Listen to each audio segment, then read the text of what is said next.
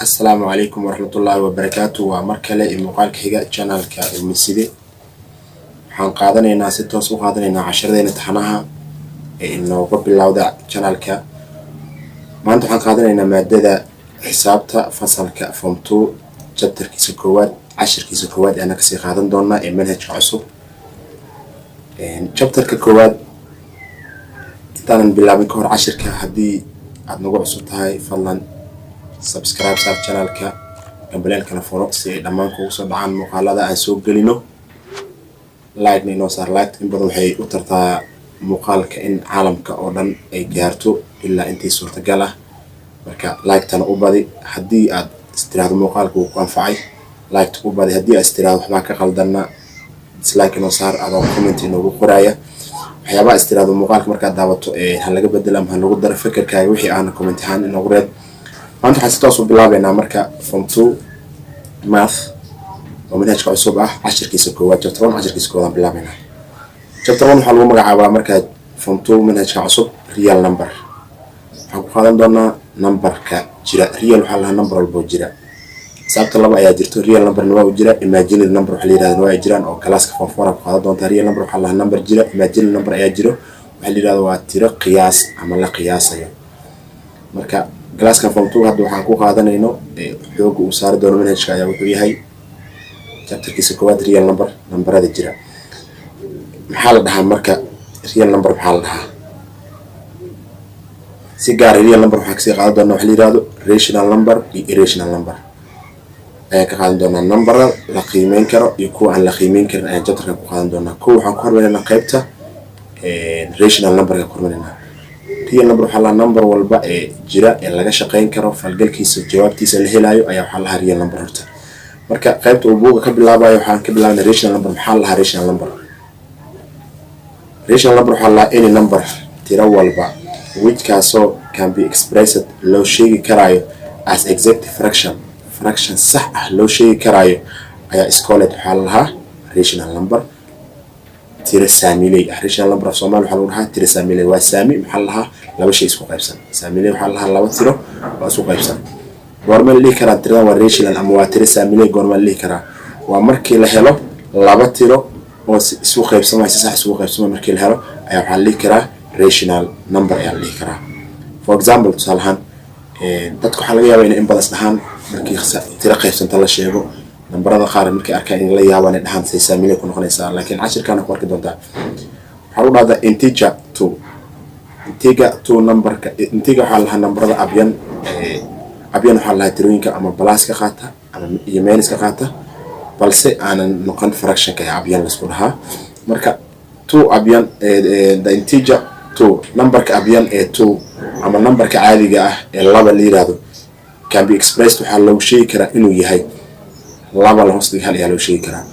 xisaabta xeer guud ee jiro tiro walba aad aragto oo aan hooseeyo lahayn hooseeyaheedu waa hal tiro walba aad aragto hadii hooseeyo isawadan hooseeyaheedu waa hal markii aad rational u sheegayso hadii hooseeyaheedu uu maqan yahay halkii maqnaa aad soo bixinaysaa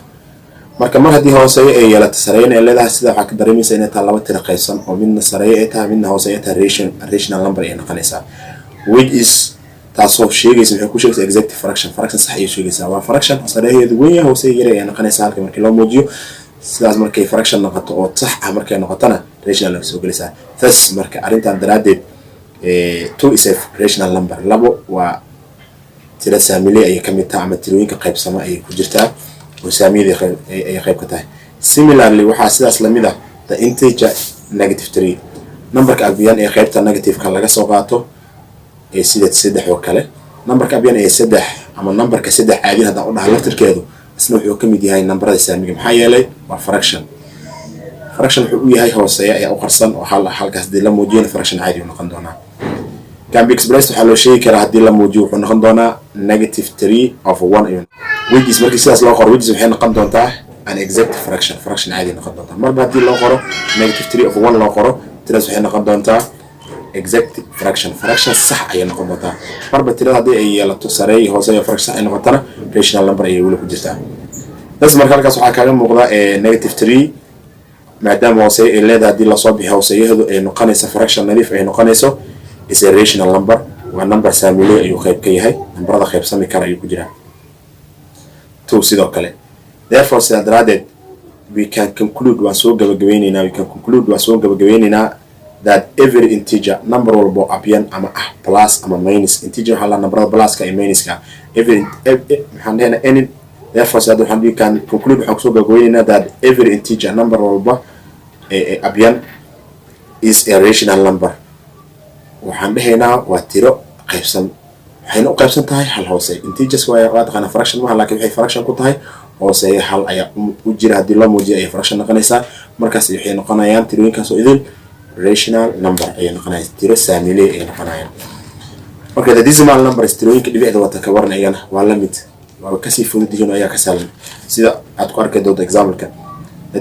decimal number tirada dhibicda wadata sida 0.5 oo kale hadii aad aragto buuga kugu qoran yes can be expressed waxaa loo sheegi karaa as 1/2 loo sheegi karaa sida taqaano eber dhibic 5 markii la rabo in loo sheego fraction way sahlan tahay. waxaa sameynaysaa kor hoos waxaa ku dhufanaysaa kaliya 10 ku dhufanaysaa waxay ku noqon doontaa markaad korna 10 ku dhufto hoos 10 ku dhufto waxay ku noqon doontaa 5 la hoos dhigay 10 ay ku noqonaysaa. marka 5 la hoos dhigay 10 ay noqoto isku yareynaysaa ugu dambeyn waxaa ku soo baxay kor hoos 5 u qaybiso waxaa ku soo baxaya 1 la hoos dhigay 2. marka inta badan ardayda barnaamijka ku soo qaataan inaad garan karayso amalayna markay saas noqoto thas marka waxay noqotay can be expressed waxa u sheegi karnaa marka 1/2 marka u sheegno thas marka kadib inta kadib 0.5 is waxay noqonaysaa rational number maxaa yeelay fraction ay noqotay hadii fraction noqotana waxay tahay rational number waa tiro saamisiisa wuxuu yahay laba tiro isku qaybsanta oo qoran meesha ugu hooseysa ayaa inta badan saamiga lagu yaqaan. tusaale kale hadii 8 la hoos dhigay la qoro kale 12 la qoro reducing si bahanaysa in la yareeyo u baahan tahay illa laga gaarsiiyo up and down ama kor hoos wax loo qaybiyo illa waayo illa yaka la gaarsiiyo la rabaa. laakiin hadii kor wax loo qaybin karo si yareeyo u baahanaysa. mixed number tirooyinka dhafan ka waran mixed number waxa la tirooyinka horgalahana leh fraction kana gadaalka kuma sida 2 3 la hoos dhiga afar oo kale number la mid ah markaas oo kale loo qoro.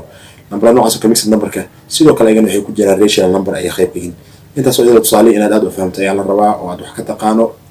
waxa ay yihiin rational number. marka mixed number are also sidoo kale rational number waa tiro waxay yihiin saamiley ama qaybsamayaal ay yihiin waa tiro qaybsan waa hal u qaybsan yihiin ama ku hooseeyo waliya kan mixed number hal mu baahnaba tirada mixed number ka taa hooseeyo waa caadi u wata. for example tusaalahan 2 3 oo kale labada hore waa tiro caadi 2 3 waa fraction waxay ka kooban tahay qayb fraction ah iyo qayb waxay ka kooban tahay tiro caadi ka kooban tahay. markii la rabo in loo sheego saamiley laakiin in la bedelaa hadda waxa la mixed number oo inaan ka dhignaa improper fraction ama jajab maqoomane inaan ka dhignaa hadda tirada fan waaye waxaan ka dhiganaa jajab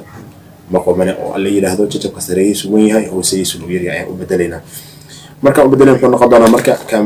can be written as waxa uu qori karnaa 8/3. marka 8/3 loo qoray maxaa la sameeyay saddex hoose ayaa la qaaday laba horgala ayaa lagu dhuftay 6 ay noqotay labada sare ayaa lagu daray 8 sare ayaa ka dhigaysa saddexdana hoose ay ku laabanay.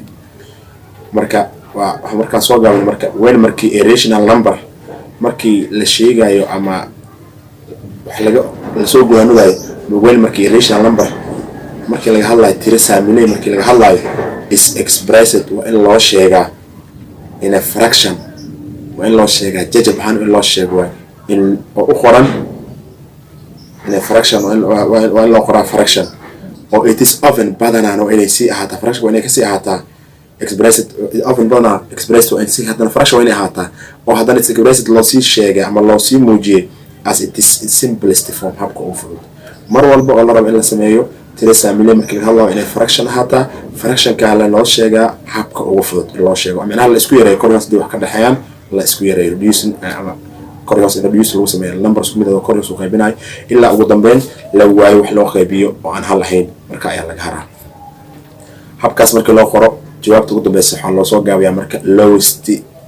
terms markay noqoto meesha ugu hooseysay oo laga waayo korkaas wax loo qaybiyo marka ayaa waxa dhigi kartaa rational number markaas noqon doonta. marka haddaan tusaale kale u laabto 8 la hoos dhigay